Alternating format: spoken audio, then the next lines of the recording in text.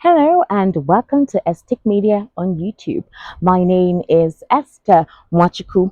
Like, share, subscribe. I want you to also comment, be part of the conversation. Follow us on Spotify, TuneIn, Amazon. These platforms, a lot of content is in there to suit your content crave.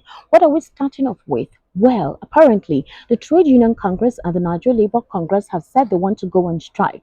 You remember last year, after President Bola Ahmed Tinubu was inaugurated, Labour had serious back and forth with the federal government. Now, this is basically where it gets interesting. Labour disclosed that there was a 16-point agreement that was, supposed to be a negotiation between they and the federal government, an agreement that the federal government said they would assent to or accede to. Unfortunately, that has not been met. And now the state of the country, the economic stifling, and even the whole fragmented economic situation, Labour is saying since the federal government has not cooperated, there is a tendency that they would go on strike. They've given the federal government a 2-week warning.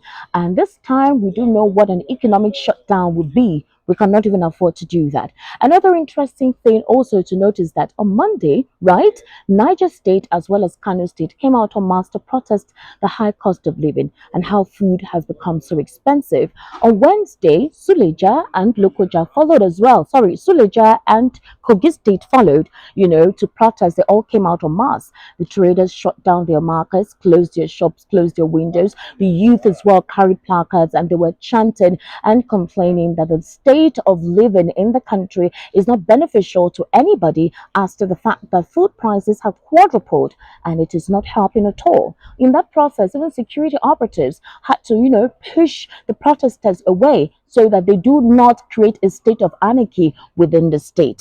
That is one other situation that transpired. I want to know what you think. Now, in response to that, what did the federal government do? President Bola Ahmed Tinubu returned from France. He went to France for a private visit. When he returned, he set up an emergency team and said that the storage bands should be open so that grains and other, food items can be released. Storage grains that are stored can be released to ameliorate the hardship in the country on food.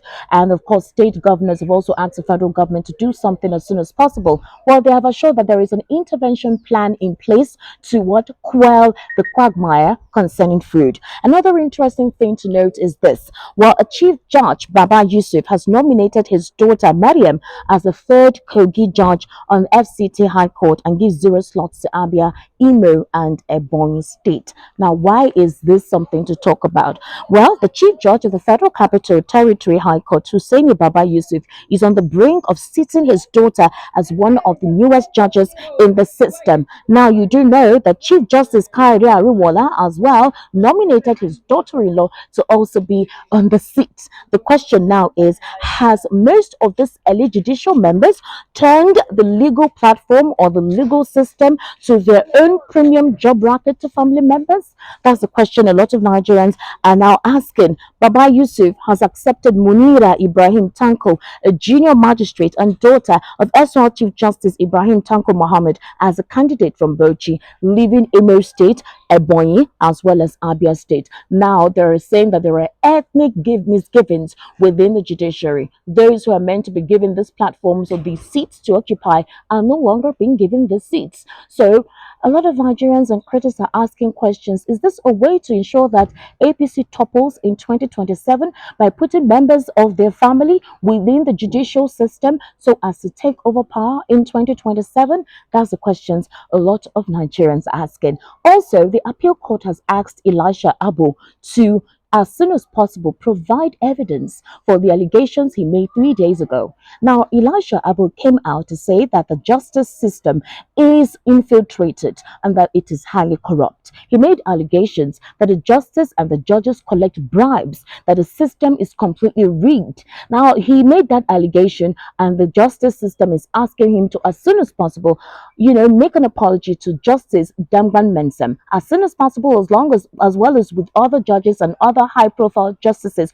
Otherwise, he will be sued. And if there is no evidence, Elisha Abu may actually rot in jail. Now, for now, Elisha Abu has not responded, and we're yet to see to that. At the moment, Nigerians are not happy with our president. They're not happy with this current administration. However, yesterday, which was, the the game between the Super Eagles and Bafana Bafana of South Africa saw a different motion and emotion in the minds of a lot of people. Nigerians were happy, and everyone was able to forget the hunger, forget their ethnic and religious tendencies or sentiments. They all congratulated Nigeria as one, accepted Nigeria as their own, and they all celebrated in happiness and in victory. Well, so far, so good.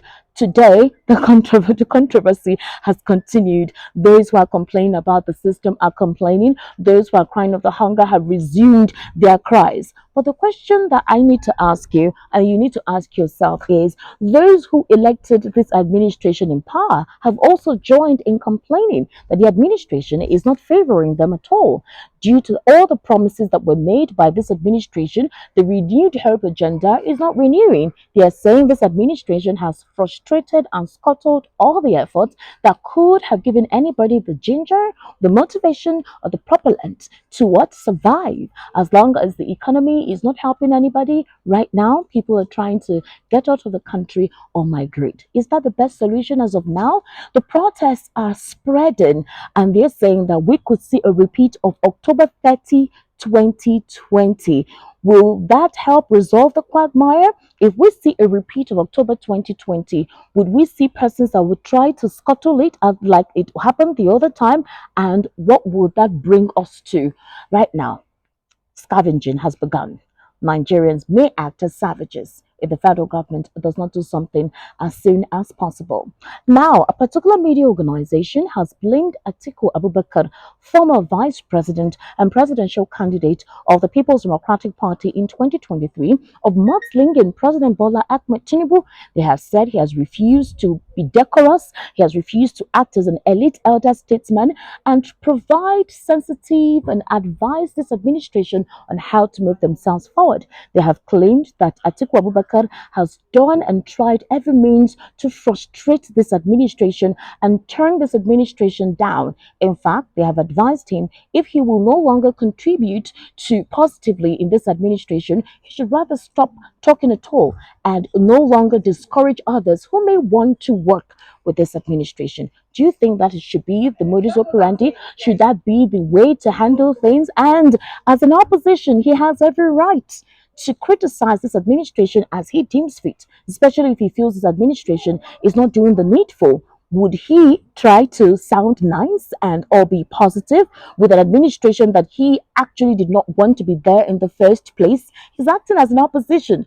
Now, as well, Peter Obi, the Labour Party candidate in 2023, has actually come out to say the federal government should handle the state of hunger in the country, otherwise they will see a revolution that they will not be able to handle, and that if the country is destitute, if the people are starving, they will have no country to control. What's your take on all of these trending issues in the polity? Like, share, comment. I want to know what you think on all of these conversations. Remember, it's all about you right here on EstiQ Media.